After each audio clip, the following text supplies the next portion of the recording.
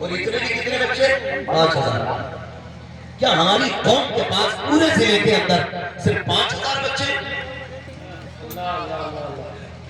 نہیں، بچے 50,000 ہیں، لیکن مدرسوں کو جتنوں نے تھاما وہ 5000۔ باقی بچتے ہیں تقریباً 90% بچے، وہ کدھر جائیں؟ تو ایسے 90% لوگ جو مدرسے نہیں جا پاتے، یا تو وہ اس وجہ سے نہیں گئے کہ ان کو حالات نے ان کا ساتھ نہیں دیا، یا اس لیے مدرسے نہیں گئے کہ انہیں شوق نہیں۔ کوئی بات نہیں، جب خیال آیا تو عمر گزر چکی ہے، پھر کدھر جانا تھا؟ پھر ہم نے اپنے اسلاف کو پڑھا، جب دل سیاہ ہو جاتے تھے لوگ مرشد کی چوکھٹ پہ جایا کرتے تھے، جب بندہ گناہ زیادہ کر لیتا تھا تو پھر کسی ایسے شخص کی تلاش میں نکلتا تھا جو دلوں کا زنگ دور کرے، تو پھر خانقاہیں تلاش کی جاتی تھی، کوئی اجمیر شریف جا کر کے ولی بنتا تھا، کوئی خواجہ قطب الدین بختیار کاکی کی چوکھٹ پہ جا کے گناہ ہوتا تھا، کوئی نظام الدین اولیاء کی بارگاہ میں جاتا تھا، کوئی بابا فرید کے قدموں کو پکڑتا تھا۔ لیکن آج رویہ یہ ہے، یہ قوم گناہوں میں ڈوبی تو ہوئی ہے، اس کا بھی جی چاہتا ہے شاید کوئی مل جائے کہ جو ہمارے گناہوں کو صاف کرے، کوئی تو ایسا مسیحا ہو جو دلوں کے زنگ کو دور کرے۔ یہ قوم پہنچی گرتے پڑتے خانقاہوں میں، لیکن اللہ ماشاءاللہ چند خانقاہوں کو چھوڑ کر دعوے کے ساتھ کہتا ہوں کہیں کسی کے دل کا علاج نہیں ہو رہا ہے، جا کر کے دیکھو، ایک بھی بازار لگا ہے، یا تو تعویذ بانٹے جا رہے ہیں یا ٹولیاں بیچی جا رہی ہیں، اور یار کوئی تو ایسا ہونا چاہیے تھا جو درد دل کو سمجھنے والا ہوتا، جو آل دل کو سمجھتا، اور تمہیں خدا کا واسطہ خانقاہیں اگر خدا نے دی ہے تو یہاں بیٹھ کر تجارت نہ کرو، مصطفیٰ کی امت کے ساتھ محبت کا سودا کرو، جو کالے دل لے کے آئے ان کے دلوں کو نور مصطفیٰ سے منور کر کے دے۔ نعرہ تکبیر، نعرہ رسالت، مشرق اعلی حضرت، فیضان اعلی حضرت، کیا کہنے بابا، زندہ باد زندہ باد۔ ایسے لوگوں کو جو ہمارے گناہوں کی سواری کا سبب بنے۔ ہاں تو یاد رکھیے، یا آپ نے بار بار سنا ہوگا، اللہ والے ہیں جو اللہ سے ملا دیتے ہیں، اللہ والے ہیں جو اللہ سے ملا دیتے ہیں۔ بے شک بے شک، آج نکاحیں ڈھونڈ رہی ہے، آج پریشانی ہے۔ او بھائی میں تو آپ سے کہوں گا، ہر شخص کو ایسے قلعے کی تلاش ہے جو ہاتھ پکڑ کے حضور کی چوکھٹ پر لے کے جائے۔ سبحان اللہ، ہر شخص کو ایسے شخص کی تلاش ہے، لیکن نظریں تھک گئی ہیں، بہت کم ملتے ہیں، بہت کم ملتے ہیں۔ میری قوم نعرہ لگاتی ہے، نعرہ لگاؤ ہماری پہچان ہے، ہم انکار نہیں کرتے، لیکن نعرے سے پہلے اپنا وجود سجاؤ، اللہ اللہ اللہ، وجود سجاؤ اپنا۔ کسی نے امام غزالی رحمۃ اللہ تعالیٰ علیہ سے کہا تھا حضور دعائیں کیسے قبول ہوتی ہیں؟ فرمایا 2 چیزیں صاف کر لینا، دعائیں خود بخود قبول ہونے لگ جائیں۔ سبحان اللہ۔ پوچھا گیا حضور کون سی چیز ہے؟ فرمایا پہلے زبان پاک کرنا، کبھی جھوٹ نہ بولنا، دوسرا رزق حلال کھانا، کبھی حرام کا لقمہ نہ کھانا۔ اگر 2 کام تم نے کر لیے، ہاتھ بعد میں اٹھیں گے، مقبولیت کی ضمانت پہلے ادا کر دی۔ میں کھڑے ہو کے نعرہ لگاؤں مسئلہ کے اعلیٰ حضرت، لیکن اسی دل میں بغض ہے اپنے بھائی کا، حسد ہے اپنے سگے کا۔ ہاں کیا وجہ ہے؟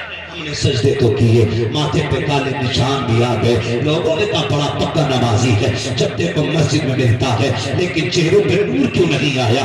نور سفیدی کو نہیں کہا جاتا ہے، نور روشنی کو نہیں کہا جاتا ہے۔ وہ بھائی نور کا مطلب نمازی کا یہ ہے اس کے چہرے پہ کشش دکھائی دے، بھلے کالے رنگ کا کیوں نہ ہو، لیکن اگر بلال ہے، عشق ہے حضور کا، تو کائنات کے سینے میں اس کی محبت پیدا ہو جاتی ہے۔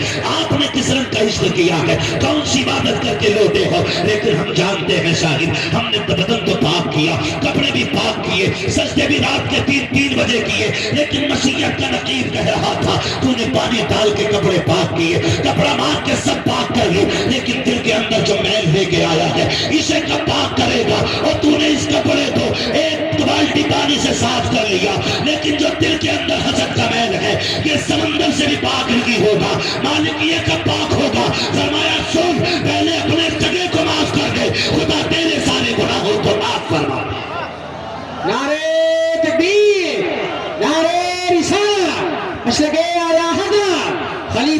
سے نیا بھارت اسلامی کانفرنس، واہ واہ واہ، بہت عمدہ، سبحان اللہ۔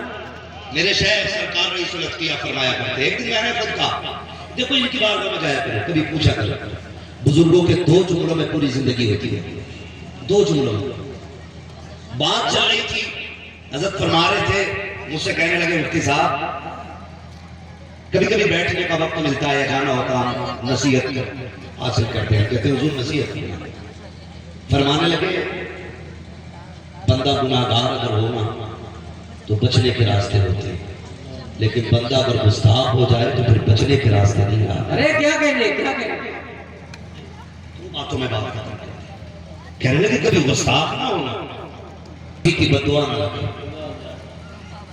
کون کہتا ہے بات؟ کہنے مولانا کوشش کرنا کسی کی بد دعا نہ ہو جائے تمہارے لیے۔ میں نے کہا حضور بد دعا بتائیں نا، دعا اور بد دعا کیا ہے؟ سنیں بزرگوں کے جملے، سرکار ویس میں فرماتے ہیں بیٹے یاد رکھنا، کسی کا دل توڑ دینا بد دعا ہوتی ہے، کسی کا دل جوڑ دینا دعا ہوتا ہے۔ لوگ کہتے ہیں میں نے ایسا ڈاٹا میرے سامنے ہو تک نہیں ہے، اس کے کہاں رہا تھا، ہمت نہیں تھی میرے سامنے کھڑے ہونے کی، لیکن جس دن میرے شیخ نے کہا تھا کسی کا دل جوڑ دینا دعا ہوتا ہے، دل توڑ دینا بد دعا ہوتا ہے، میں سمجھ گیا تھا اب بد دعا کے لیے ہاتھوں کا اٹھنا ضروری نہیں ہے، اب بد دعا کے لیے ہونٹوں کا ہلنا ضروری نہیں ہے، اگر دل کو ٹھیس پہنچ گئی تو سمجھ لینا بد دعا ہو چکی ہے، اب خیریت نہیں ہے۔ اور میرے بھائی ذرا غور تو کیا کرو، عید گزری دنیا نے کہا تھا، بڑے بڑے اسٹیٹس لگائے گئے، کوئی کہہ رہا تھا اب کوئی دعائیں دینے والا نہیں ملتا ہے، کوئی کہتا جو پیار کرتے تھے قبرستان چلے گئے ہیں، کسی نے یہ لکھا آ جائیں کبھی پلٹ کے قبرستان والے، ہمیں دعاؤں کی ضرورت ہے، اور شرم آنی چاہیے جو قبرستان چلے گئے ان کے دعانے کی دعائیں کر رہے ہو، جو بوڑھا باپ گھر میں بیٹھا ہے ایک لمحے کے لیے اس کے پاس جا کے دعائیں لینے کا موقع نہیں ہے۔ لوگ کہتے ہیں میں نے میرے باپ کو کچھ نہیں کہا ہے، آج تک انہوں نے بد دعا نہیں دی، میں نے کرنا تھا، کبھی تو شرم سے چہرہ جھکا ہوگا، کبھی تو آنکھ بھیگی ہوگی تیرے نتیجے سے، اگر جس دن اس کی آنکھ بھیگ گئی یہ مت سوچنا وہ مصلی بچھائے گا، ہاتھ اٹھائے گا تبھی بد دعا ہوگی، وہ ٹوٹ گیا بد دعا ہو گئی، اب نہ تجھے پیر بچا سکتا ہے نہ تجھے ولی بچا سکتا ہے، اگر بچنا ہے ماں باپ کو راضی کر، خدا بھی راضی ہو جائے گا، مصطفیٰ بھی راضی ہو جائے گا۔